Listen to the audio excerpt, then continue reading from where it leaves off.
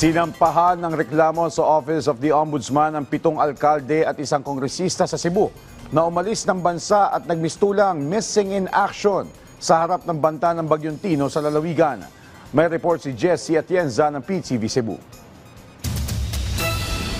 Bitbit ang mga mahalagang dokumento nagtungo sa tanggapan ng Ombudsman Visayas si Attorney Julito Anyora Jr. para formal na sampahan ng reklamo ang 8 halal na opisyal ng pamahalaan. Kabilang dito ang 7 alkalde ng 5th District at si Congressman Duke Frasco. Ayon sa abogado, inihain niya ang administrative at criminal na complaint dahil sa gross neglect of duty, grave misconduct, dereliction of duty, breach of public trust at marami pang iba. The advisory of Pag-asa, if I'm not mistaken, was October 27. They left, they have the travel authority in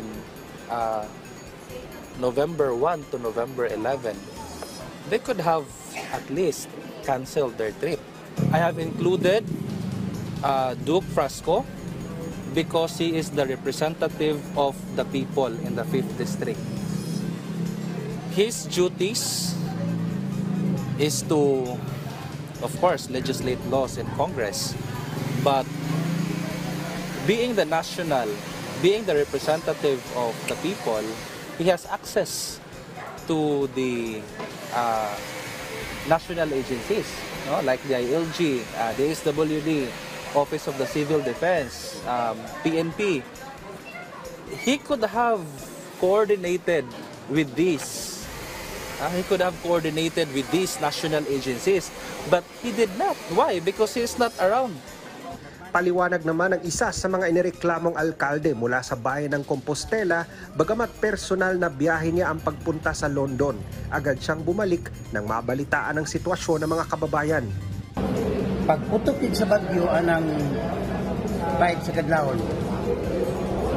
Pagka 5 sa hapon, balik ko. Huwag ko mapadayon sa trip sa London. Kato pa, pagka alas 5 sa alas 3, diyan ako sa Compostela. Nag-manage na po sa recovery.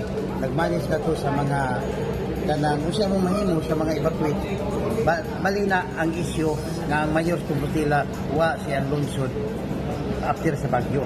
During sa Bagyo, bisag sa mayura di gid matubag sa Bagyo kay bisag sa pang mayura to yung makasagang sa bulog sa tubig gikan sa kabukiran. Apan pag after sa Bagyo, ang mayor na agad action agad. Naglabas naman ng official statement si Cebu 5th District Representative Duke Frasco. Aniya, otorisado at aprobado ng Speaker ng House of Representatives ang kanyang biyahe sa London. Nilinaw din ng kongresista na bahagi siya ng delegado ng Pilipinas para sa World Travel Market. Dagdag pa ni Frasco, dumating siya sa London ng Nobyembre 4, ngunit agad nag-book ng flight kinabukasan pabalik ng bansa upang matulungan agad ang mga kababayan. Binigyang diin din ni Frasco na nakatutok siya ngayon sa pagtulong sa recovery at rehabilitasyon ng kanyang mga kababayan sa 5th District sa tulong ng national government.